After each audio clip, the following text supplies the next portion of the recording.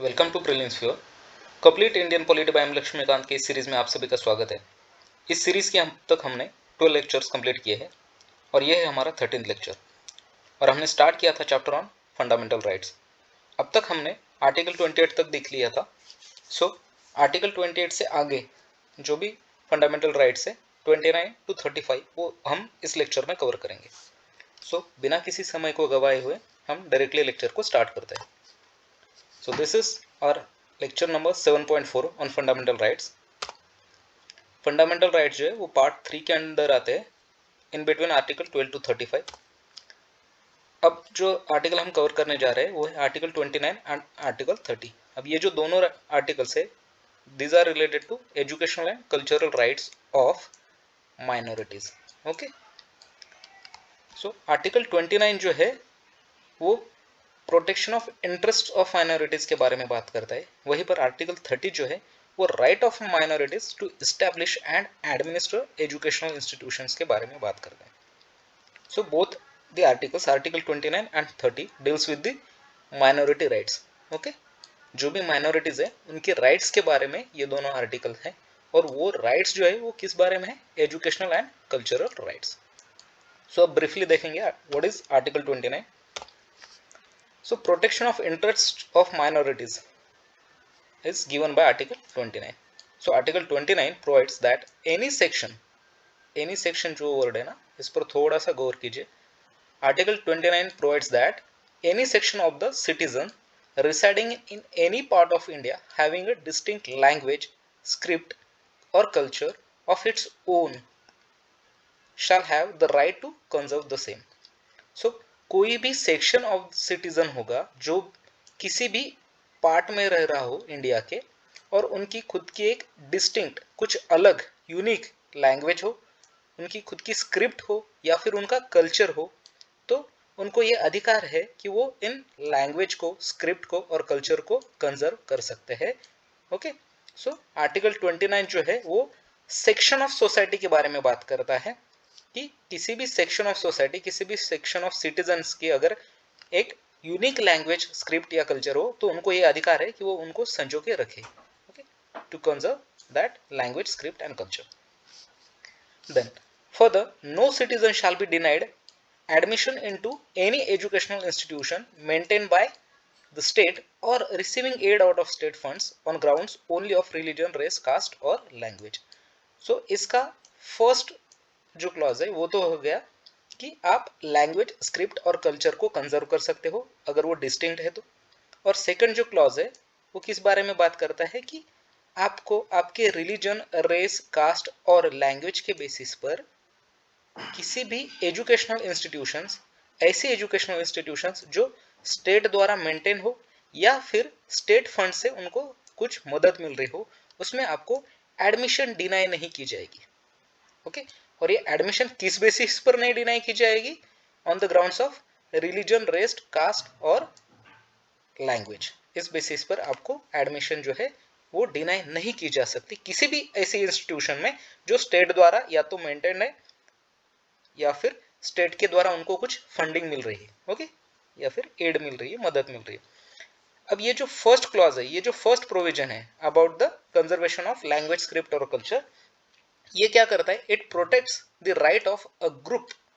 Okay, क्योंकि यहाँ पर सेक्शन ऑफ सोसाइटी के बारे में बात की है ना, फर्स्ट जो भी प्रोविजन है उसमें। सो ये first provision protects the right of a group of citizens. Okay, and जो सेकंड प्रोविजन है अबाउट द एडमिशन डिनाइल, ये जो प्रोविजन है वो इंडिविजुअल राइट्स के बारे में बात करता है irrespective of the community to which he belongs. चाहे वो किसी भी कम्युनिटी से बिलोंग कर रहा हो सिटीजन, लेकिन उसके खुद के इंडिविजुअल राइट्स के बारे में कि उसको एज एन इंडिविजुअल उसको किसी भी स्टेट रन या फिर स्टेट फंडेड एजुकेशनल इंस्टीट्यूशन में एडमिशन नकारी नहीं जा सकती। That's why the first clause of article 29 deals with the rights of a group of citizen and the second clause deals with an individual rights irrespective of the community to which he belongs। चाहे वो किसी भी community से belong करे, लेकिन उसके individual जो rights है वो आर्टिकल 29 के क्लॉज नंबर 2 में क्या होते हैं? प्रोटेक्ट किए जाते हैं। सो आर्टिकल 29 में दो बातें बताई गई है। एक तो आपकी अगर डिस्टिंक्ट लैंग्वेज हो, आपका कल्चर हो डिस्टिंक्ट, या फिर आपका स्क्रिप्ट हो, तो इसको आप संजो के रख सकते हैं, इसको आप कंजर्व कर सकते हैं। और दूसरी बात कहता है कि अगर आपका रिलीजन कोई अलग हो, लैंग्वेज कोई अलग हो, कास्ट और सेक्स अगर अलग हो, तो उसके बेसिस पर आपको डिस्क्रिमिनेट नहीं किया जा सकता, ना ही आपको एडमिशन जो है ना वो नकारी नहीं जा सकती किसी भी एजुकेशनल इंस्टीट्यूशंस में, और वो ऐसे एजुकेशनल इंस्टीट्यूशंस हो जो स्टेट द्वारा फंडेड हो या स्टेट द्वारा मेंटेन हो। So Article 29 grants protection to both religious minorities as well as linguistic minorities. अब देखिए आर्टिकल 29 जो है ना वो सिर्फ और सिर्फ माइनॉरिटीज को ही प्रोटेक्शन नहीं देता है, बल्कि माइनॉरिटीज प्लस मेजॉरिटीज को भी प्रोटेक्शन देता है। अब वो कैसे, वो हम देखेंगे यहाँ पर। ओके, सो फर्स्ट तो चीज ये है कि आर्टिकल 29 जो है वो आपको एज अ रिलीजियस माइनॉरिटी भी आपको प्रोटेक्ट करता है और एज अ लिंग्विस्टिक माइनॉरिटी भी प्रोटेक्ट करता है। रिलीजियस माइनॉरिटी मीन्स रिलीजन के बेसिस पर अगर आप माइनॉरिटी कंसिडर किए जा रहे हो तो उसके लिए भी आपको आर्टिकल 29 जो है अधिकार देगा। या फिर अगर आप एज अ लिंग्विस्टिक बेसिस पर माइनॉरिटी हो, कोई लैंग्वेज बहुत ही कम मतलब रेयर है इंडिया के अंदर और उसको जो भी बोल रहे हैं लोग उनकी अगर संख्या कम है तो उनको एज अ लिंग्विस्टिक माइनॉरिटी जो है वो कंसिडर किया जाएगा। So article 29 deals with both religious as well as linguistic minorities. लेकिन सुप्रीम कोर्ट ने क्या कहा था कि scope of the article is not necessarily restricted to minorities only. आप इस जो आर्टिकल 29 का स्कोप है उसे सिर्फ और सिर्फ उसको नैरो मत इंटरप्रेट कीजिए कि वो सिर्फ और सिर्फ माइनॉरिटीज से रिलेटेड है। क्यों? क्योंकि as it is commonly assume to be, क्योंकि कॉमनली हम ऐसा ही अज्यूम कर लेते हैं कि आर्टिकल 29 जो है वो सिर्फ और सिर्फ माइनॉरिटी जो भी रिलीजियस माइनॉरिटीज है और लिंग्विस्टिक माइनॉरिटीज है उनसे ही रिलेटेड होगा। लेकिन सुप्रीम कोर्ट ने क्लियर बात कर दी थी कि ये आर्टिकल 29 सिर्फ और सिर्फ माइनॉरिटीज के बारे में नहीं है, बल्कि ये जो है वो minorities as well as majorities के बारे में है। क्यों? क्योंकि इसमें एक वर्ड आता है section of citizens. Okay, so section of citizen में दोनों चीजें इंक्लूड होती है, minorities as well as majorities. Okay, for example एक कोई भी हिंदू समाज से कोई भी लोग है, लेकिन अगर वो एक डिस्टिंक्ट लैंग्वेज बोल रहे हो तो चाहे वो संख्या के बेसिस पर मेजॉरिटी में हो, लेकिन क्योंकि वो जो भाषा है वो सिर्फ एक सेक्शन ऑफ सोसाइटी ही बोल रही है, तो एज अ लिंग्विस्टिक माइनॉरिटी उनको वहां पर ट्रीट किया जाएगा। ओके, सो मेजॉरिटी को भी ये राइट है कि आप आपका जो कल्चर है, आपकी स्क्रिप्ट, आपकी जो लैंग्वेज है उसको आप संजो के रख सकते हो, एज वेल एज माइनॉरिटीज को भी ये राइट दिया गया है। सो आर्टिकल 29 जो है ना वो दोनों को, majority as well as minority, okay, majority और माइनॉरिटी इन दोनों को ये राइट देता है कि आप आपकी लैंग्वेज, स्क्रिप्ट, कल्चर, ओके, इसको क्या कर सकते हो, संजो के रख सकते हो, इसको आप प्रोटेक्ट करके रख सकते हो, इसके कंजर्वेशन के लिए आप स्टेप्स उठा सकते हो। उसी सेम बेसिस पर आर्टिकल 29 का जो सब क्लॉज 2 था वहां पर किसी भी, चाहे वो मेजॉरिटी सेक्शन से हो चाहे वो माइनॉरिटी सेक्शन से हो, किसी भी सेक्शन से अगर कोई इंडिविजुअल है तो उसको किसी भी स्टेट फंडेड या किसी भी स्टेट रन एजुकेशनल इंस्टीट्यूशन में एडमिशन से नकारा नहीं जा सकता, उसके लैंग्वेज, उसके रिलीजन, उसके कास्ट के बेसिस पर। Okay, then the Supreme Court also held that the right to conserve the language includes the right to agitate for the protection of the language. Supreme court ने यह भी कहा है कि लैंग्वेज को कंजर्व करने के अंदर आप आपकी लैंग्वेज के लिए एजिटेट भी कर सकते हो। ओके, अगर आपको आपकी लैंग्वेज का प्रोटेक्शन करना है तो उसके लिए आपको एजिटेशन का अधिकार भी दिया गया है, उसके लिए आप स्ट्राइक भी कर सकते हो। Okay, so right to conserve के अंदर एजिटेशन भी आता है, हड़ताल भी आप कर सकते हो for the protection of your own language, your script, your culture.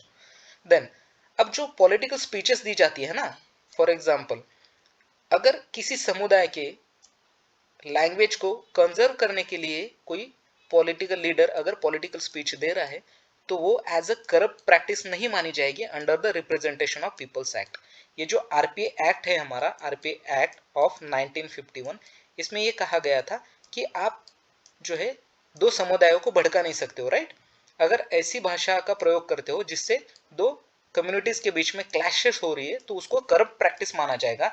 लेकिन अगर आप किसी समुदाय की लैंग्वेज को प्रोटेक्ट करने के लिए, उसको कंजर्व करने के लिए अगर आप पॉलिटिकल स्पीचेस देते हो, कुछ प्रोमिसेस करते हो, तो उनको एज अ करप्ट प्रैक्टिस जो है वो माना नहीं जाएगा। Okay, so Hence, the political speeches or promises made for the conservation of the language of any section of the citizen does not amount to corrupt practices under RPA Act of 1951. Okay, so ये जो representation of people act था 1951, इसके अंदर ये as a corrupt practice नहीं मानी जाएगी. Then article 30 क्या बोलता है? आर्टिकल 30 जो है ऑफ इंडियन कॉन्स्टिट्यूशन, वो फिर से दो क्लॉज के बारे में बात करता है, लेकिन article 30 is deals with the right of minorities to establish and administer educational institutions. Okay, so जैसे आर्टिकल 29 ने दो बातें कही थी कि आप आपका कल्चर, रिलीजन, आपका जो भी स्क्रिप्ट है उसको कंजर्व कर सकते हो, और आपको किसी भी एजुकेशन इंस्टीट्यूशन में जो कि स्टेट रन या स्टेट फंडेड हो उसमें आपको एडमिशन से कोई डिनाई नहीं कर सकता है on the basis of your religion, caste, sex वगैरह. तो उसी प्रकार से आर्टिकल 30 क्या कहता है कि जो भी माइनॉरिटीज होंगे उनको ये अधिकार है कि वो खुद के एजुकेशनल इंस्टीट्यूशन एस्टैब्लिश कर सकते हैं और एडमिनिस्टर कर सकते हैं. तो ये जो प्रोविजन है ये आगे मैंने लिखे वो हम देख लेते हैं.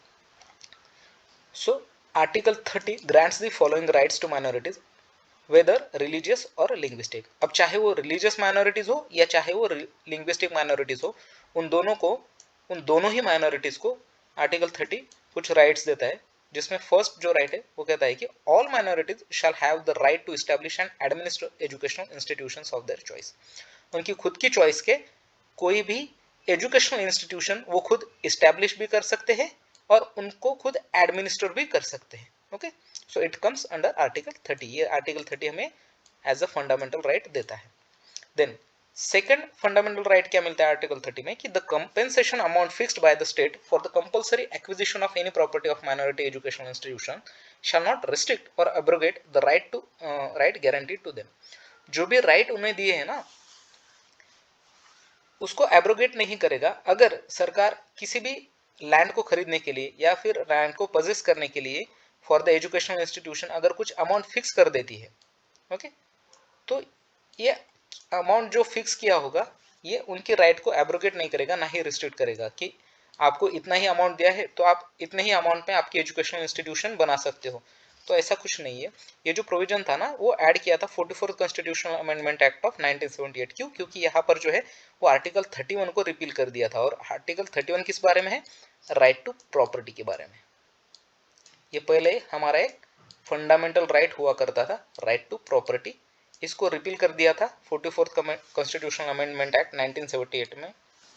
तो इसके कारण ये प्रोविजन भी ऐड कर दिया कि अगर सरकार ये फिक्स कर देती है कि सपोज आपको 2 एकड़ ही लैंड ले सकते हो आप, और उसके लिए आपको कुछ अमाउंट एलोकेट कर दिया है, तो अगर आपको कुछ अमाउंट एलोकेट कर दिया तो इसका मतलब ये नहीं है कि आप उस अमाउंट से ज़्यादा अगर कुछ लैंड परचेस कर रहे हो तो आप नहीं कर सकते हो. तो ऐसा कुछ नहीं है. ओके, आप चाहे जितना भी आपके पास मनी हो उतना आप उस एजुकेशनल इंस्टीट्यूशन के लिए आप लैंड परचेस कर सकते हो और खुद उसको एडमिनिस्टर भी कर सकते हो. देन इन ग्रांटिंग एड, अगर सरकार एड दे रहा है, मदद दे रहा है, तो state shall not discriminate against any educational institution manage by minority. तो सरकार इसमें डिस्क्रिमिनेशन नहीं कर सकती कि ये माइनॉरिटी एजुकेशनल इंस्टीट्यूशन इस बंदे द्वारा रन किया गया है, या फिर ए जो इंस्टीट्यूशन है उसको ही हम फंडिंग देंगे, बी जो है ये भी एक अगर माइनॉरिटी इंस्टीट्यूशन है ये अलग समाज का है, ये अलग किसी भी अलग समाज का है, तो ए को ही मिलेगा फंडिंग, बी को नहीं देंगे. तो ये जो डिस्क्रिमिनेशन है in between the minority educational institution ये सरकार नहीं कर सकती. Okay, so there are mainly 2 provisions. First is कि कोई भी माइनॉरिटी जो है वो अपने खुद की चॉइस से एजुकेशनल इंस्टीट्यूशन बना सकता है और उनको एडमिनिस्टर भी कर सकता है. एंड सेकंड इज कि जब सरकार ग्रांट दे रही है, कुछ एड दे रही है, कुछ मदद दे रही है इन एजुकेशनल इंस्टीट्यूशन को, तो सरकार उनके बीच में डिस्क्रिमिनेट नहीं करेगी. Okay, thus the protection under article 30 is confined only to minorities. चाहे वो रिलीजियस हो या लिंग्विस्टिक हो, सिर्फ और सिर्फ माइनॉरिटीज को ही ये अधिकार देती है आर्टिकल 30 कि आप अपने खुद के एजुकेशनल इंस्टीट्यूशन और खुद की एजुकेशनल इंस्टीट्यूशंस को एस्टेब्लिश प्लस एडमिनिस्टर कर सकते हो. लेकिन वहीं पर जो ये आर्टिकल 29 है ना, ये पूरी सेक्शन ऑफ सिटीजन को अधिकार देता है. समझ में आ गया कि यहाँ पर सिर्फ और सिर्फ माइनॉरिटीज के बारे में बात होती है आर्टिकल 30 में, लेकिन आर्टिकल 29 जो है ना वो एक्सटेंड होता है minorities as well as majorities को. क्यों? क्योंकि इसमें सेक्शन ऑफ सिटीजन के बारे में बात की गई. एक ट्रिकी क्वेश्चन बन सकता है यहाँ पर कि आर्टिकल 29, इसको मतलब घुमा के पूछा जाएगा कि article 29 deals with section of society but it deals with only minorities. Okay, या फिर ऐसा कहा जाएगा कि आर्टिकल 29 जो है वो डील्स विद ओनली माइनॉरिटीज, चाहे वो रिलीजियस हो और लिंग्विस्टिक हो, while article 30 deals with minorities as well as majorities. लेकिन ये गलत होगा, क्यों? क्योंकि आर्टिकल 30 जो है वो सिर्फ और सिर्फ माइनॉरिटीज राइट के बारे में बात करता है, चाहे वो रिलीजियस हो या लिंग्विस्टिक माइनॉरिटी हो। लेकिन article 29 minorities as well as majorities के बारे में बात करता है। क्यों? क्योंकि वहां पर एक सेक्शन ऑफ सिटीजन का जो वर्ड है उसका उल्लेख किया गया है आर्टिकल 29 में। However, the term minority has not been defined anywhere in the constitution. अब ये भी क्वेश्चन पूछा जाता है कि does minority has been defined anywhere in constitution? तो no, माइनॉरिटी जो टर्म है वो कहीं पर भी हमारे कॉन्स्टिट्यूशन में डिफाइन नहीं की गई कि किसे हम माइनॉरिटी बोलेंगे।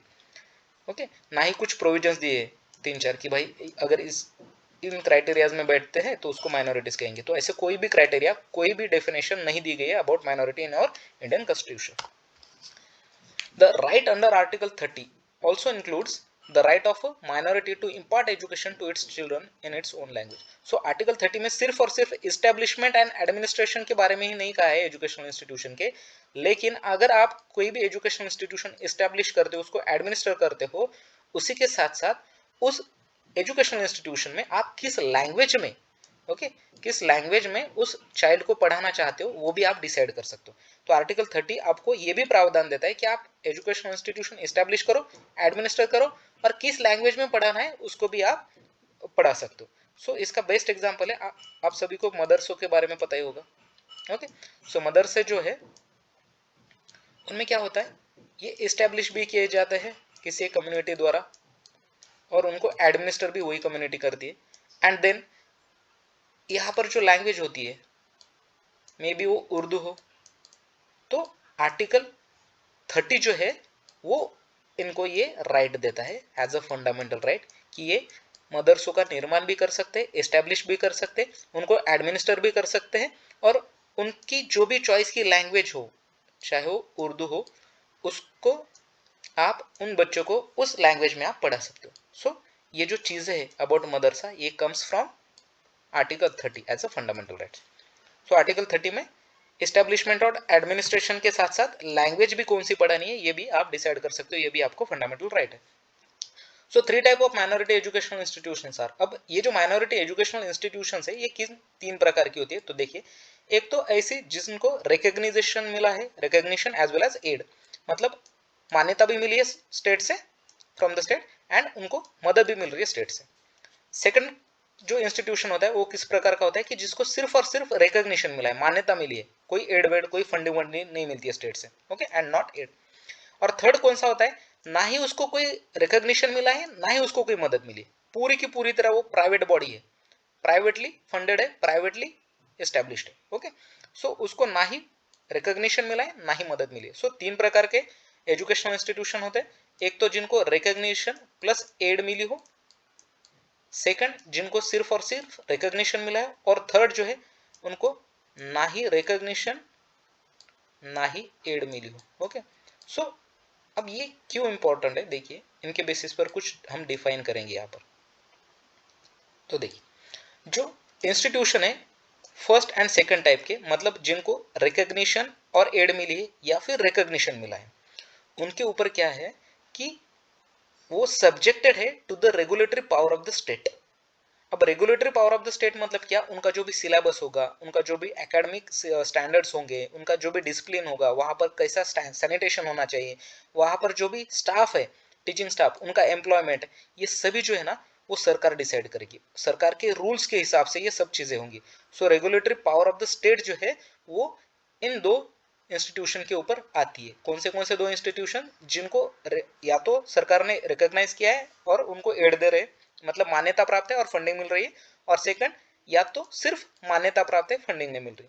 ठीक है, दोनों केसेस में जहां पर रिकॉग्निशन प्लस एड है या फिर रिकॉग्निशन है, उनको स्टेट जो है वो रेगुलेट करता है। ओके, सो ये comes under regulatory power of the state. Then जो तीसरे टाइप का एजुकेशनल इंस्टीट्यूशन है जिसे ना ही रिकॉग्निशन मिला है ना ही एड मिल रही है, पूरी की पूरी तरह प्राइवेटली फंडेड है, प्राइवेटली रन है, सो ऐसा जो भी इंस्टीट्यूशन है ना वो फ्री है to administer their own affairs.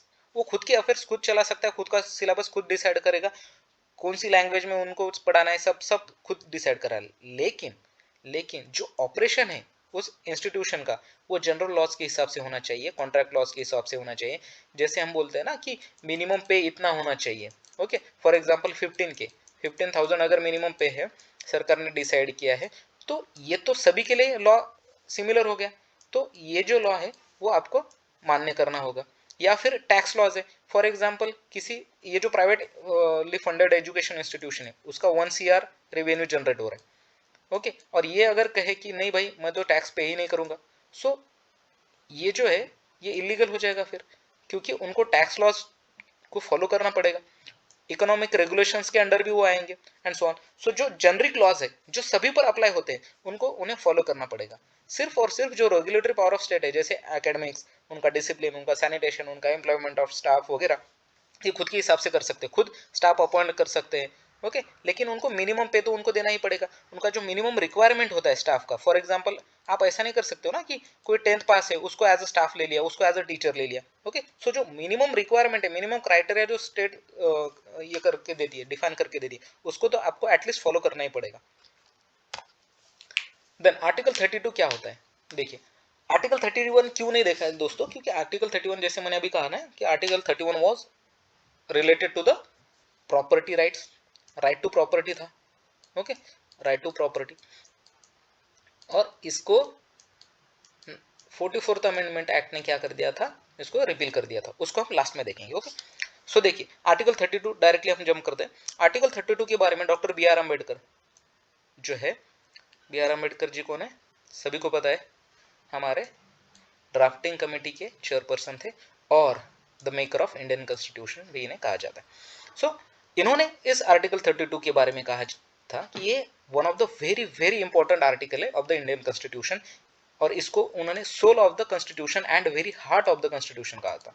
So soul and heart of the constitution article 32 को कहा था, ये पहले तो ध्यान में रखिए। और किसने कहा था, तो doctor B R Ambedkar ji ने कहा था। ओके, अभी इसको क्यों कहा था सोल ऑफ द कॉन्स्टिट्यूशन या फिर हार्ट ऑफ द कॉन्स्टिट्यूशन, क्योंकि बिना इस आर्टिकल के, आर्टिकल 32 के, आपके जो भी फंडामेंटल राइट्स है ना, ये सब नल एंड वॉइड है, नल एंड वॉइड, उनका कोई भी मीनिंग नहीं, कोई भी अर्थ ही नहीं है। क्यों, क्योंकि ये जो आर्टिकल 32 है ये प्रोविजन प्रोवाइड करता है कि ये जो भी फंडामेंटल राइट्स है, अगर कोई इनको छीन रहा है, कोई इनका उल्लंघन कर रहा है, कोई इनको मतलब फॉर एग्जांपल कोई इनको इम्प्लीमेंट ही नहीं कर रहा है, कोई भी स्टेट, तो इसके अगेंस्ट आप जो है वो सुप्रीम कोर्ट या हाई कोर्ट में जा सकते हो। ओके, और सुप्रीम कोर्ट जो है वो इन फंडामेंटल राइट्स को जो है वो इम्प्लीमेंट करवाएगा, क्योंकि सुप्रीम कोर्ट की ये ड्यूटी है। Supreme court is the ultimate guarantor of the fundamental rights. Okay, so doctor B R Ambedkar ने इस वजह से इस आर्टिकल को कहा था soul and heart of the constitution. So the Supreme Court has ruled that Article 32 is a basic feature of the Constitution. अगर किसी को basic feature of the Constitution एक बार करार दिया जाए, then उसको पार्लियामेंट अंडर आर्टिकल 368 चाहे कोई भी अमेंडमेंट करे कॉन्स्टिट्यूशन में, उसको रिपील नहीं कर सकती। समझ गए, क्योंकि बेसिक स्ट्रक्चर या फिर बेसिक फीचर का जो डॉक्ट्रिन था वो केबीसी केस में दिया गया था 1973 में, और उसमें ये कहा गया था कि जो भी basic feature of the constitution के अंडर आएगा, पार्लियामेंट उसको किसी भी अमेंडमेंट, किसी भी लॉ के अंतर्गत रिपील नहीं कर पाएगी। ओके, सो ध्यान में रखिए कि सुप्रीम कोर्ट ने आर्टिकल 32 को one of the basic feature of the constitution कहा गया है। Hence it can not be abridged और टेकन अवे, ना ही उसको एब्रिज कर सकते, एब्रोबेट कर सकते हैं, हटा सकते हैं, ना ही उसको निकाल सकते हैं, टेकन अवे कर सकते हैं। Okay, even by way of amendment to the constitution, और वे ऑफ अमेंडमेंट किस आर्टिकल से होता है, आर्टिकल 368। सो आर्टिकल 368 में जो भी पावर है कॉन्स्टिट्यूशन की, उसको अनलिमिटेड से लिमिटेड कर दिया था। समझ में आ रहा है कि कॉन्स्टिट्यूशन की जो आपकी अमेंडमेंट पावर है 1973 में केबीसी केस में कहा गया था कि पार्लियामेंट की जो पावर है ना, इस आर्टिकल 368 से आपकी लिमिटेड पावर को आप अनलिमिटेड नहीं कर सकते हो, बना सकते हो। ओके, ऐसा कहा था केबीसी केस में।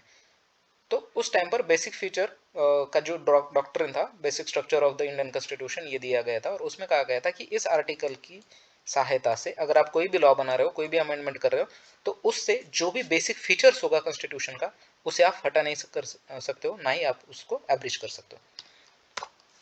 देन अब आर्टिकल 32 जो है वो क्या कहता है कि a mere declaration of the fundamental rights in constitution is meaningless. जैसे मैंने कहा था कि सिर्फ और सिर्फ फंडामेंटल राइट्स को डिक्लेयर कर देना ये मीनिंगलेस है, यूजलेस है, वर्थलेस है, विदाउट हैविंग और without providing an effective machinery for their enforcement.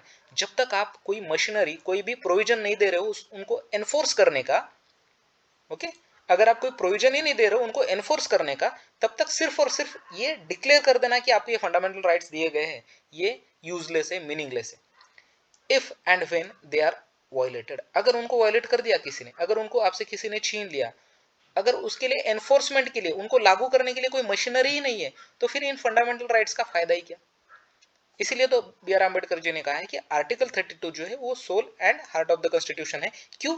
क्योंकि ये आर्टिकल 32 क्या कन्फर करता है, राइट टू रेमेडीज, कि आपके पास राइट टू रेमेडी है, आपके पास ये राइट है कि आप सुप्रीम कोर्ट या हाई कोर्ट में जा सकते हो for the enforcement of these fundamental rights under Article 32. So Article 32 confers the right to remedies for the enforcement of the fundamental rights of an aggrieved citizen. Aggrieved person मतलब कौन, जिसकी fundamental rights छीनी गई हो, ऐसा person right to remedy के अंतर्गत अंदर Article 32 for the enforcement of fundamental rights Supreme Court जा सकता है. In other words, the right to get the fundamental rights protected, fundamental rights को प्रोटेक्ट करने का राइट, मतलब फंडामेंटल राइट्स को प्रोटेक्ट करने का जो अधिकार है, is in itself a fundamental right, वो खुद ही एक फंडामेंटल राइट है। इन फंडामेंटल राइट्स को प्रोटेक्ट करने का जो भी राइट आपको मिलता है, अधिकार आपको मिलता है आर्टिकल 32 के अंतर्गत, वो खुद एक फंडामेंटल राइट है। This makes the fundamental rights real. अब इस एक आर्टिकल 32 की वजह से ये फंडामेंटल राइट्स रियल लगने लगते हैं, क्योंकि बिना उनके तो उनका कुछ मीनिंग ही नहीं, सिर्फ लिख देने से कुछ फायदा नहीं। अगर आप उनको प्रोटेक्ट करने के लिए कोई मशीनरी ही नहीं प्रोवाइड कर रहे हो, ना ही कोई प्रोविजन ही नहीं दे रहे हो, तो उसका फायदा क्या फिर। कल को कोई आकर आपसे कोई भी फंडामेंटल राइट छीन लेगा और आप उसके बेसिस पर कहीं जा ही नहीं पाओगे, सुप्रीम कोर्ट में जा ही नहीं पाओगे, तो फिर फायदा क्या। So article 32 contains the following 4 provisions. First, right to move supreme court by appropriate procedure for the enforcement of the fundamental rights is guaranteed. So ये आता है आर्टिकल 32 के अंतर्गत कि आप सुप्रीम कोर्ट में जा सकते हो एक एप्रोप्रिएट प्रोसीजर फॉलो करके for the enforcement of fundamental rights. Second provision क्या कहता है कि supreme court shall have power to issue directions और ऑर्डर्स और writs for the enforcement of any fundamental rights. The writs issued may be include habeas corpus, mandamus, prohibition, certiorari and quo warranto. Second provision ये कहता है कि एक बार बंदा अगर चला गया सुप्रीम कोर्ट में, तो सुप्रीम कोर्ट के पास ये पावर है कि वो 4 प्रकार के रिट्स इशू कर सकता है, कुछ डायरेक्शंस इशू कर सकता है उस अथॉरिटी को जिसके अगेंस्ट वो बंदा आया है फंडामेंटल राइट्स का एनफोर्समेंट मांगने। तो वो जो रिट्स है वो 5 प्रकार के हैं। उन्हें कहा जाता है हेबियस कॉर्पस, मतलब बॉडी को प्रेजेंट करो। मैंडेमस मतलब we command, supreme court command देता है, उनको ऑर्डर देता है उस अथॉरिटी को। Then prohibit, supreme court prohibit करता है, that's why it is called as prohibition, कि आप ये काम मत करो, रुक जाओ किसी बिलो कोर्ट्स को। देन सर्शररी, ये भी एक प्रोहिबिशन ही होता है कि आपके पास जो केसेस आ गई है वो आपकी दायरे के बाहर की है, तो आप सुप्रीम कोर्ट को भेज दो। तो एंड देन को वारंट, कि आप किस अधिकार से उस ऑफिस में बैठे हो।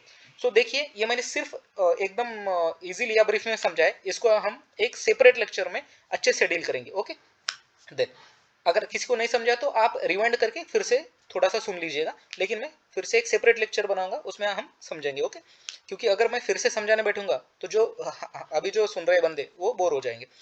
देन ये तो 2 प्रोविजंस हो गए कि एक तो सुप्रीम कोर्ट में कोई भी मूव कर सकता है बंदा जिसके, कोई भी एग्रीड पर्सन जिसके फंडामेंटल राइट्स छीने गए हो under article 32। Then second provision कहता है कि सुप्रीम कोर्ट के पास ये पावर है कि वो डायरेक्शंस इशू कर सकती है, कोई ऑर्डर इशू कर सकती है, या फिर रिट्स इशू कर सकती है उस अथॉरिटी के खिलाफ जिन्होंने उस बंदे के फंडामेंटल राइट्स छीने हो, चाहे वो स्टेट ही क्यों ना हो। ओके, देन ये राइट जो रिट है वो 5 प्रकार की, habeas corpus, mandamus, prohibition, certiorari and quo warranto. Then third जो प्रोविजन है वो क्या कहता है कि parliament can empower any other court to issue directions, orders and writs of all kinds, however this can be done without prejudice to the above powers conferred on the supreme court. ठीक है, parliament चाहे तो और किसी अन्य court को भी ये जो पावर है वो दे सकती है कि आप इशू करो रिट्स, आप इशू करो डायरेक्शंस या orders in case of breach of fundamental rights. लेकिन इससे जो सुप्रीम कोर्ट की ये जो पावर है वो आहत ना हो। ओके, लेकिन एक बात ध्यान में रखिए कि पार्लियामेंट हाई कोर्ट्स को ये मतलब ये पावर नहीं दे सकती। क्यों? क्योंकि उनके पास ऑलरेडी ये पावर है। Any other court here does not include high courts. Any other court में हाई कोर्ट नहीं आता है। क्यों? क्योंकि हाई कोर्ट के पास ऑलरेडी ये पावर जो है वो है। ठीक है, बिकॉज आर्टिकल 226 जो है ना, article 226 has already confirm this powers on the high courts, right. Article 32 के अंतर्गत सुप्रीम कोर्ट को मिली और आर्टिकल 226 के अंतर्गत हाई कोर्ट्स को ऑलरेडी मिली। तो इन दोनों को छोड़कर और बचे हुए जो भी कोर्ट्स होंगे, सेशन कोर्ट्स वगैरह, बाकी जो भी कोर्ट्स होंगे, उनको पार्लियामेंट ये पावर दे सकती है। लेकिन अभी तक पार्लियामेंट ने ये पावर किसी को नहीं दी है। ओके, सिर्फ और सिर्फ सुप्रीम कोर्ट और हाई कोर्ट्स के पास ये पावर है to issue the writs, directions and orders. Then fourth provision क्या कहता है कि the right to move supreme court shall not be suspended except as otherwise provided by the constitution, provided for by the constitution. जब तक constitution में ये provision नहीं दिया गया है तब तक आप ये जो राइट है to move the supreme court ये आप सस्पेंड नहीं कर सकते हो। लेकिन अब तो सुप्रीम कोर्ट ने खुद ने ये बात बता दी है कि ये जो राइट है ये क्या है, basic feature of the constitution है, तो आप इसको कभी भी नहीं हटा सकते। Okay, then only the fundamental rights guaranteed by the constitution can be enforced under the article 32 and not any other right like non-fundamental right, constitutional rights, statutory rights, customer rights and so on, customary rights। okay, so सिर्फ और सिर्फ जो fundamental rights है of the aggrieved person वो अगर breach हुई है तभी आपको आर्टिकल 32 के अंदर ये प्रोविजंस मिलेंगे, आप सुप्रीम कोर्ट में जा सकोगे, आर्टिकल 226 के अंदर हाई कोर्ट में जा सकोगे। कोई आपका लीगल राइट चला गया, कोई स्टैट्यूटरी राइट है या कोई कस्टमरी राइट है, तो उसके अगेंस्ट आप नहीं जा सकते हो। ओके, उसके ब्रीच पर the violation of fundamental rights is the sine qua non. ये वायलेशन ऑफ फंडामेंटल राइट्स क्या है? सिने क्वा नॉन। सिने क्वा नॉन मतलब ये एक कंडीशन दी गई है कि जब तक ये वायलेशन नहीं होगा फंडामेंटल राइट्स का, सिने qua non means without which not, इसके सिवा आप नहीं जा सकते। सो ये कंडीशन क्या है? The violation of fundamental rights. जब तक आपके फंडामेंटल राइट्स वायलेट नहीं होंगे तब तक आप आर्टिकल 32 की जो पावर है, राइट कंफर्म बाय आर्टिकल 32, वो आप एक्सरसाइज नहीं कर पाओगे। In other words, the supreme court under article 32 cannot determine a question that does not involve fundamental rights. इसका मतलब सिंपल है कि फंडामेंटल राइट्स के अलावा, ओके, जिसमें फंडामेंटल राइट्स का ब्रीच ना हुआ हो, ऐसे क्वेश्चंस को under article 32 supreme court determine नहीं करेगा, उस पर वर्डिक्ट नहीं देगा। In case of enforcement of the fundamental rights, the jurisdiction of the Supreme Court is original but not exclusive। अब जो jurisdiction है सुप्रीम कोर्ट की वो ओरिजिनल तो है, ठीक है, ओरिजिनल है बट एक्सक्लूसिव नहीं है for the enforcement of fundamental rights. अब इसका क्या अर्थ होता है? देखिए, ओरिजिनल है मतलब क्या? अल्टीमेट गारंटर तो वो है ही, सुप्रीम कोर्ट ही है फंडामेंटल राइट्स का। मतलब अंडर आर्टिकल 226 जो है ना, हाई कोर्ट चाहे तो आपको डिनाई भी कर सकता है लेकिन सुप्रीम कोर्ट नहीं करेगा। That's why it is original, उसका ओरिजिनल अधिकार है, उसका ओरिजिनल ज्यूरिसडिक्शन है। लेकिन वो एक्सक्लूसिव नहीं है। क्यों एक्सक्लूसिव नहीं है? सिर्फ सुप्रीम कोर्ट के पास ही नहीं है। एक्सक्लूसिव नहीं है मतलब सिर्फ और सिर्फ सुप्रीम कोर्ट के पास है क्या? नहीं। तो अंडर आर्टिकल 226 ये हाई कोर्ट के पास भी तो अधिकार है। That's why it is original but not exclusive. समझ में आ गया?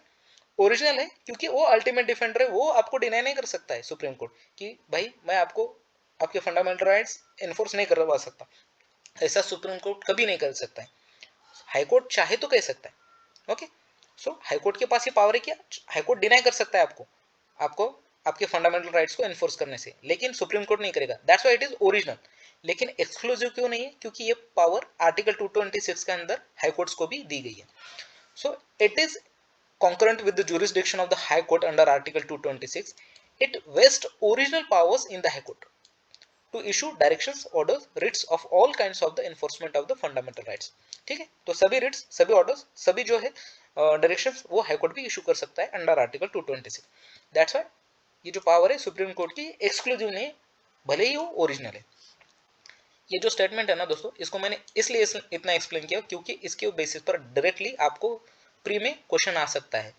ठीक है, कि ओरिजिनल बट नॉट एक्सक्लूसिव है, नीचे दिए गए ऑप्शंस में से टिक करिए कि क्यों, इसका मतलब क्या है। ठीक है, तो इसका मतलब सिंपल ये है कि ओरिजिनल है, मतलब सुप्रीम कोर्ट डिनाई नहीं कर सकता, हाई कोर्ट डिनाई कर सकता है एनफोर्समेंट से, लेकिन एक्सक्लूसिव इसलिए नहीं है क्यों, क्योंकि सिर्फ और सिर्फ सुप्रीम कोर्ट के पास ये पावर नहीं है, अंडर आर्टिकल 226 हाई कोर्ट के पास भी ये पावर है. It means when fundamental rights of a citizen are violated, the aggrieved party has the option of moving either to the High Court or Supreme Court directly.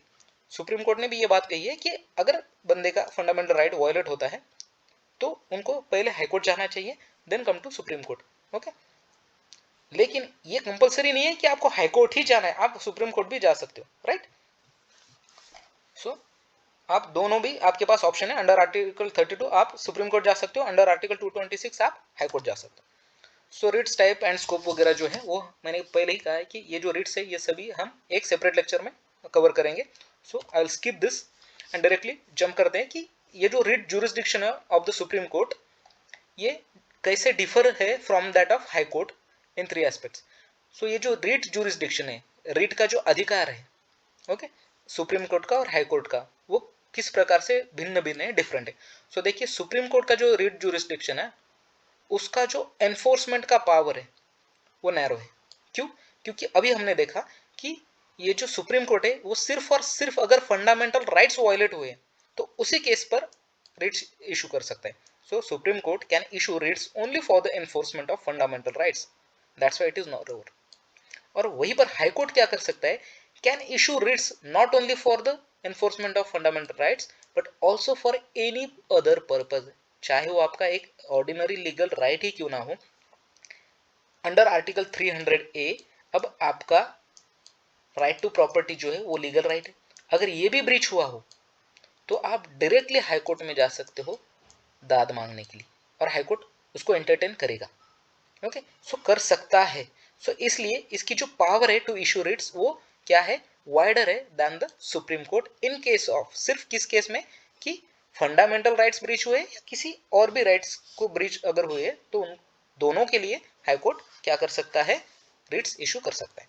Then supreme court can issue writs against a person और government throughout the territory of India. अब ये देखिए, supreme court तो देखिए भाई पूरे India का जो है वो सुप्रीम कोर्ट है, इसके नाम में ही सुप्रीम है, अल्टीमेट डिफेंडर है हमारे फंडामेंटल राइट्स का.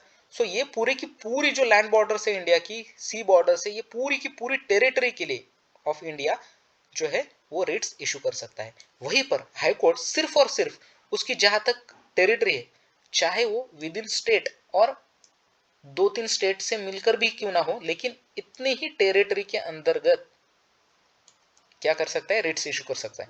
सो high court can issue writs against a person residing और अगेंस्ट अ गवर्नमेंट और authority located within its territorial jurisdiction, जहां तक उसका टेरिटोरियल ज्यूरिसडिक्शन है, या फिर आउटसाइड इस टेरिटोरियल ज्यूरिसडिक्शन ओनली इफ कब the cause of action arises with in its territorial jurisdiction, चाहे वो बंदा किसी और स्टेट का हो लेकिन उसने यहां पर आकर, जहां तक महाराष्ट्र की स्टेट की एग्जांपल दे रहा हूं, महाराष्ट्र स्टेट की अगर ज्यूरिसडिक्शन है, फॉर एग्जांपल टेरिटोरियल ज्यूरिसडिक्शन जहां तक है, वहां पर आकर अगर कोई क्राइम किया है, चाहे वो एमपी का बंदा हो, चाहे बिहार का हो, चाहे किसी अन्य स्टेट का हो, तो उसको महाराष्ट्र का जो स्टेट है वो एंटरटेन कर सकता है उस केस को. क्यों? क्योंकि वो क्राइम उसके टेरिटोरियल ज्यूरिसडिक्शन के अंतर्गत हुआ है. सो टेरिटरी जो है ना हाई कोर्ट की वो नैरो है, इसलिए उसका जो रिट ज्यूरिसडिक्शन है बेस्ड अपॉन टेरिटरी वो नैरो है. लेकिन वहीं पर सुप्रीम कोर्ट का ये जो टेरिटोरियल ज्यूरिसडिक्शन है वो वाइडर है than high court. Then a remedy under article 32 is in itself a fundamental right. अब ये आर्टिकल 32 के अंतर्गत जो रेमेडी मिल रही है हमें वो एक खुद में फंडामेंटल राइट है, इसीलिए supreme court may not refuse to exercise its writs jurisdiction. अब ये खुद एक फंडामेंटल राइट है आर्टिकल 32, इसलिए सुप्रीम कोर्ट कभी भी आपको रिफ्यूज नहीं कर सकता कि मैं ये रिट ज्यूरिसडिक्शन नहीं दूंगा, मैं एनफोर्स नहीं करूंगा आपके फंडामेंटल राइट्स, ये कभी भी सुप्रीम कोर्ट नहीं कर सकता. वहीं पर remedy under article 226 is discretionary, वो एक डिस्क्रिशनरी रेमेडी है अंडर आर्टिकल 226. क्यों? क्योंकि आर्टिकल 226 हमारा फंडामेंटल राइट नहीं है, इसलिए वो डिस्क्रिशनरी पावर बन जाती है हाई कोर्ट की, और वो may refuse to exercise its writ jurisdiction. High court ये रिफ्यूज कर सकता है कि मैं अपने रिट नहीं यहाँ पर इस्तेमाल करूंगा. क्यों? क्योंकि ये डिस्क्रिशनरी पावर है अंडर आर्टिकल 226. क्यों? क्योंकि article 226 is not a fundamental right. समझ में आ गया? देखिए अब ये हेबिस कॉर्पस, मैंडामस, ये सबको मैं एक सेपरेट लेक्चर में आपको बता दूंगा कि क्या है। अब देखिए आर्टिकल 33 क्या है। आर्टिकल 33 जो है ना, ये पिक्चर देखिए यहाँ पर, ये क्या डिफाइन करता है कि ये आर्म पर्सन है कोई तो भी, चाहे वो मिलिट्री वाला हो, चाहे वो पैरामिलिट्री वाला हो, चाहे वो कोई भी आर्म पर्सन हो, चाहे कोई भी आर्म फोर्सेस का बंदा हो, उनके जो भी फंडामेंटल राइट्स है ना, उनसे रिलेटेड ये आर्टिकल 33 है।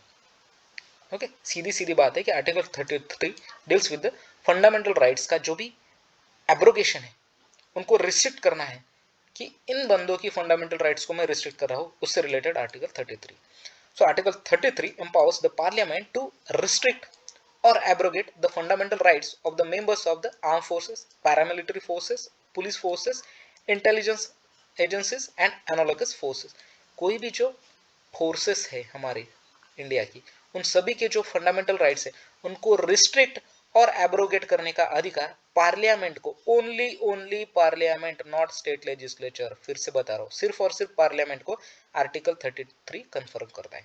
ओके, सो आर्टिकल 33 पार्लियामेंट को यह अधिकार देता है कि आप इन सिक्योरिटी पर्सनल के, इन आर्म फोर्सेस के, इन पैरामिलिट्री फोर्सेस के, इन इंटेलिजेंस एजेंसीज के जो फंडामेंटल राइट्स है उनको छीन सकते हो, उनको रिस्ट्रिक्ट कर सकते हो, उनको एब्रोगेट कर सकते हो। The objective of this provision क्या है, इसका ऑब्जेक्टिव क्या है, मेन कारण क्या है कि ensure the proper discharge of their duties, proper उनकी ड्यूटीज डिस्चार्ज हो, मेंटेन रहे डिसिप्लिन अमंग देम, जो स्टेट का लॉ एंड ऑर्डर है वो मेंटेन रहे। सो डिसिप्लिन, उनकी ड्यूटीज का डिस्चार्ज ये अच्छे से हो, अच्छे से पार पड़े, इसलिए ये प्रोविजन आर्टिकल 33 में हमारे कॉन्स्टिट्यूशन ने दिया है। अब ये जो पावर टू मेक लॉज है अंडर आर्टिकल 33, ये सिर्फ और सिर्फ किसे कंफर्म किया गया है, it's conferred only on parliament and not on state legislature. ये ध्यान में रखिए कि आर्टिकल 33 सिर्फ और सिर्फ पार्लियामेंट को ये पावर देता है कि आप लॉज बना सकते हैं। क्यों? क्योंकि थ्रू आउट द कंट्री ये यूनिफॉर्म हो। Any such laws made by the parliament cannot be challenged in any court of on the ground of contravention of any fundamental rights। अगर कोई भी फंडामेंटल राइट्स वायलेट हो रहे हो, उनका contravention हो रहा हो, तो पार्लियामेंट ने ये जो लॉ बनाया है ना अंडर आर्टिकल 33, ये किसी भी कोर्ट में चैलेंज नहीं हो सकता है। ओके, सो इनको इंडेमनीफाई कर दिया है, ओके, फ्रॉम द कोर्ट्स, कि आप इस आर्टिकल 33 के अंतर्गत अगर कोई लॉ बना रहे हो for the this security persons, तो वो किसी भी कोर्ट में उसकी सुनवाई नहीं होगी। अब देखिए martial law versus national emergency क्या होती है। तो फर्स्ट ऑफ ऑल तो मार्शल लॉ क्या है, वो किस आर्टिकल के अंतर्गत आता है, ये मैं बता देता हूँ। तो आर्टिकल 34 जो है ना, वो मार्शल लॉ से डील करता है। आर्टिकल 34 आ गया तो समझ लेना कि ये पिक्चर ध्यान में रखिए कि मार्शल लॉ मतलब स्टेट में मिलिट्री का राज हो गया, सीधा सीधा। Article 34 provides for the restriction of on fundamental rights while the martial law is in force in any area within the territory of India। अब आर्टिकल 34 जो है वो मार्शल लॉ से डील करता है, और मार्शल लॉ जब आता है तो क्या होता है कि रिस्ट्रिक्शन लग जाता है on fundamental rights. Okay, fundamental rights पर रिस्ट्रिक्शन लग जाता है जहां कहीं पर भी ये मार्शल लॉ एप्लीकेबल हो पूरी की पूरी टेरिटरी ऑफ इंडिया के अंतर्गत। It empowers the parliament to indemnify. अब पार्लियामेंट को कुछ पावर भी देता है ये आर्टिकल 34। ये क्या पावर देता है कि वो इंडेमनीफाई कर सकते हैं कोई भी act of the security personal, कोई भी सर्वेंट है, गवर्नमेंट सर्वेंट है, कोई भी अदर पर्सन है जिन्होंने कुछ एक्ट किया है, कोई क्राइम किया है ड्यूरिंग दिस मार्शल लॉ, तो उसको माफ करने का, उसको इंडेमनीफाई करने का पार्लियामेंट को पावर है। Okay, so it empowers the parliament to indemnify any government servant or any other person for an act done by him in connection with the maintenance or restoration of order in any area where martial law is in force। अगर उसको law and order maintain करना है, restore करना है, उस time पर किसी security personal ने, किसी गवर्नमेंट सर्वेंट ने कुछ एक्ट किया है, तो उसको पार्लियामेंट माफ भी कर सकती है। और ये जो एक्ट ऑफ इंडेमनिटी है इसे भी कहीं पर भी चैलेंज नहीं किया जा सकता in any court on the ground of contravention of fundamental rights, कि हमारी जो फंडामेंटल राइट्स है उनको छीना गया है इन सिक्योरिटी पर्सनल्स ने, और इसके लिए सरकार ने उनको माफ कर दिया। ये जो फैसला है ये आप किसी भी कोर्ट में चैलेंज नहीं कर सकते हो, ये पावर देता है आर्टिकल 34। और फिर से मैं कह रहा हूँ ये आर्टिकल 34 सिर्फ और सिर्फ पार्लियामेंट को ये पावर देता है। जैसे 33 ने पार्लियामेंट को ही दी थी, सेम उसी प्रकार आर्टिकल 34 भी ये पावर है टू मेक द लॉज, ये सिर्फ और सिर्फ किसको सर्टिफाई करती है, पार्लियामेंट को, and not in the state legislature. समझ में आ गया? ये 35 के बारे में भी है, 34 में भी सेम है। अब देखिए, अब मार्शल लॉ और नेशनल इमरजेंसी में क्या डिफरेंस है बताता हूँ। अब मार्शल लॉ जो है ना, ये सिर्फ और सिर्फ फंडामेंटल राइट्स को आपके अफेक्ट करता है। वहीं पर अगर नेशनल इमरजेंसी, तो वो स्टेट सेंटर के रिलेशंस को, distribution of revenues between state centre, legislative powers, okay, centre और स्टेट में जो भी रिवेन्यूज का बंटवारा होगा उसको भी अफेक्ट करेगा, और पार्लियामेंट का जो भी टेन्यूर है उसको भी एक्सटेंड कर देगा during national emergency. Okay, so इस सभी से डील करता है national emergency, while martial law सिर्फ और सिर्फ फंडामेंटल राइट्स को छीनेगा। अब जब मार्शल लॉ लगेगा तो क्या होगा, स्टेट मशीनरी या फिर गवर्नमेंट की जो भी ऑर्डिनरी लॉज है, okay, ordinary laws, government and ordinary law courts भी जो होंगे, ओके, उनको सस्पेंड कर देगा। वहीं पर नेशनल इमरजेंसी तो एक्सटेंड कर रहा है, तो सस्पेंड कैसे होगा? सो नेशनल इमरजेंसी में क्या होता है, it continues the government and ordinary laws courts, okay, इनको कंटिन्यू करता है। मार्शल लॉ कब लगता है? It is impose to restore the breakdown of law and order due to any reason, किसी भी कोई भी रीजन हो। अब देखिए कॉन्स्टिट्यूशन में कहीं पर मेंशन नहीं किया है कि मार्शल लॉ क्या है और कैसे लगेगा, लेकिन अगर सरकार को लगता है कि ब्रेकडाउन हुआ है लॉ एंड ऑर्डर का, तो उसको रिस्टोर करने के लिए, मेंटेन करने के लिए मार्शल लॉ लगाया जा सकता है। वहीं पर नेशनल इमरजेंसी के लिए प्रोविजंस दिए गए हैं हमारे कॉन्स्टिट्यूशन में, और ये सिर्फ और सिर्फ 3 प्रोविजंस पर लग सकता है, एक तो वार, या फिर एक्सटर्नल एग्रेशन, या फिर आर्म रिबेलियन। तो उसके लिए एक्रोनिम है वियर, क्या है, WEA&R।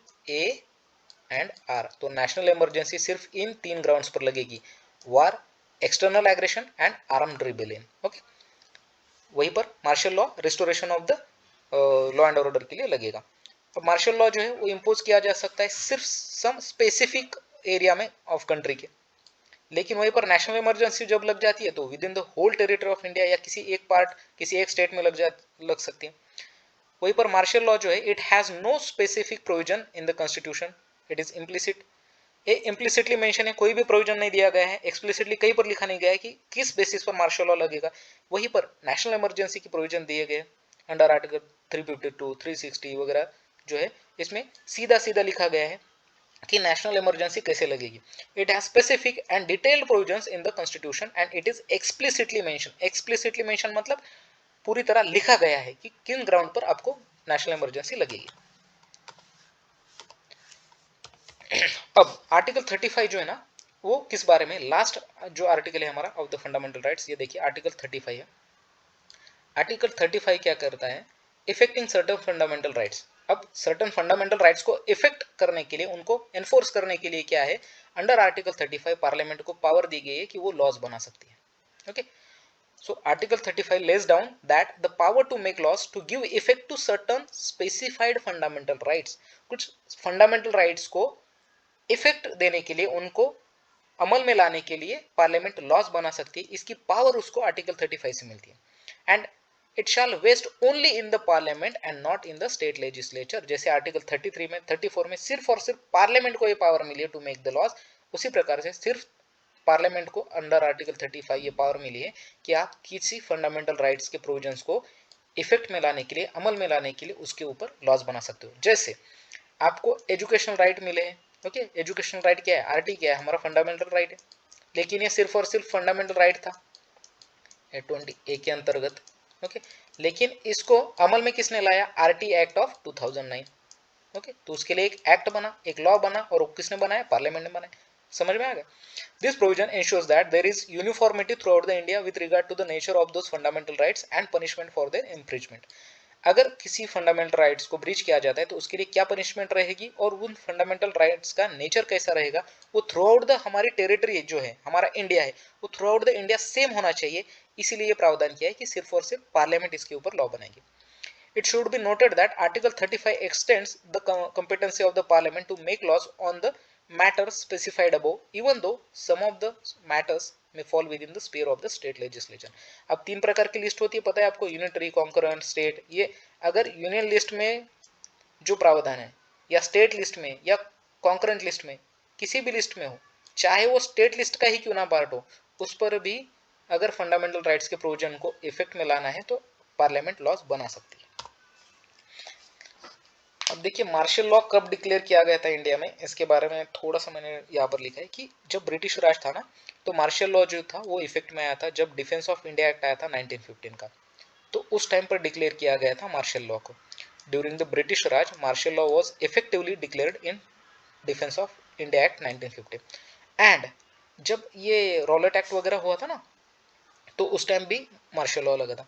देन देखिए और किस एक्ट में लिखा था, एक तो डिफेंस ऑफ इंडिया एक्ट हो गया 1915 का, और डिफेंस ऑफ इंडिया एक्ट 1939।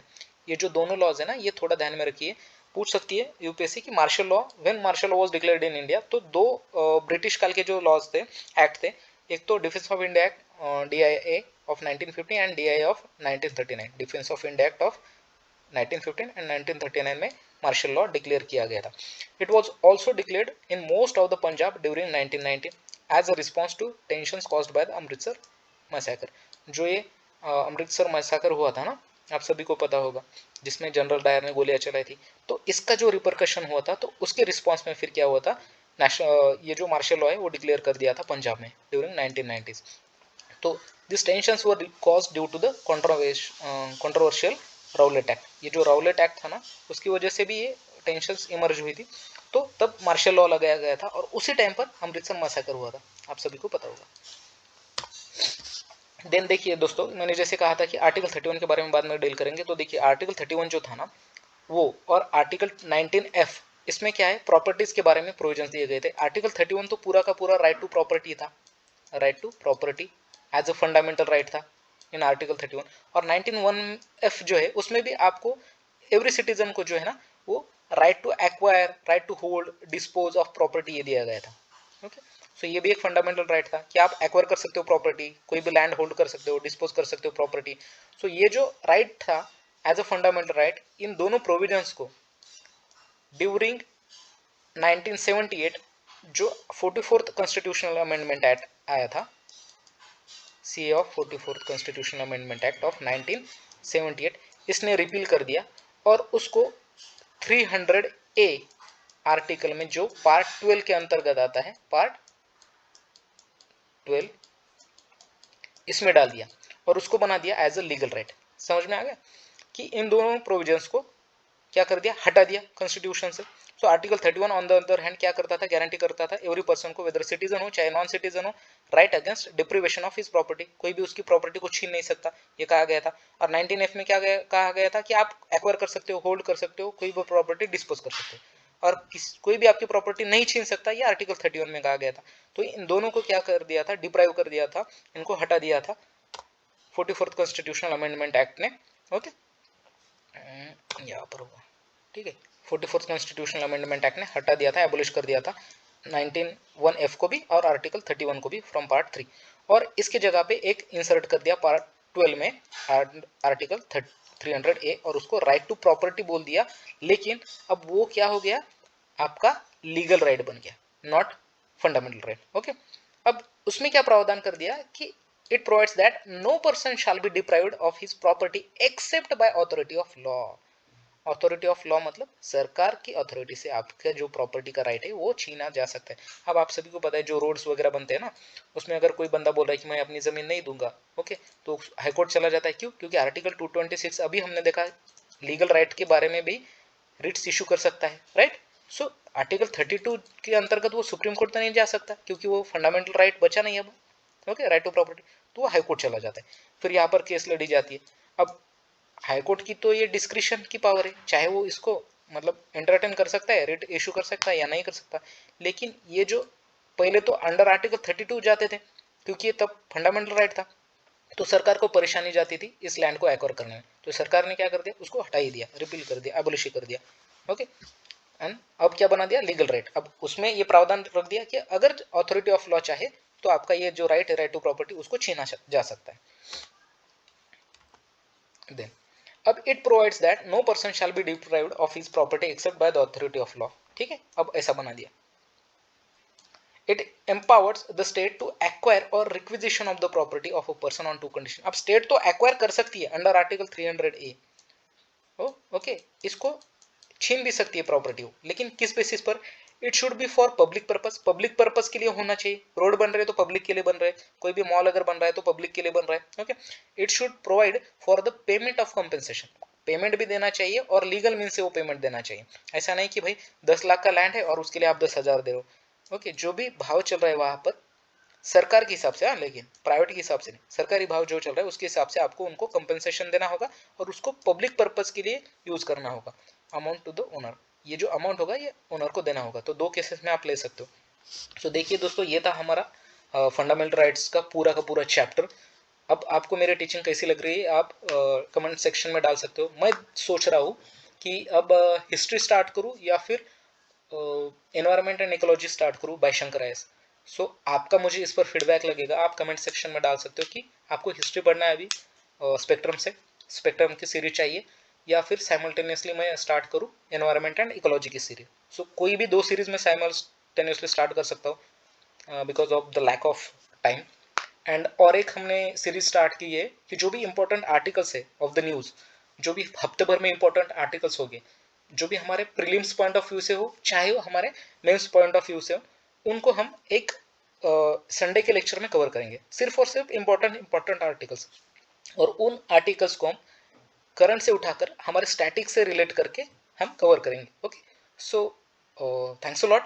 आपका जो भी प्रावधान होगा वो आप कमेंट में लिख दीजिए, जो भी आपके रिकमेंडेशंस होंगे, और उस प्रकार से हम आगे की सीरीज को जो है प्लान करेंगे।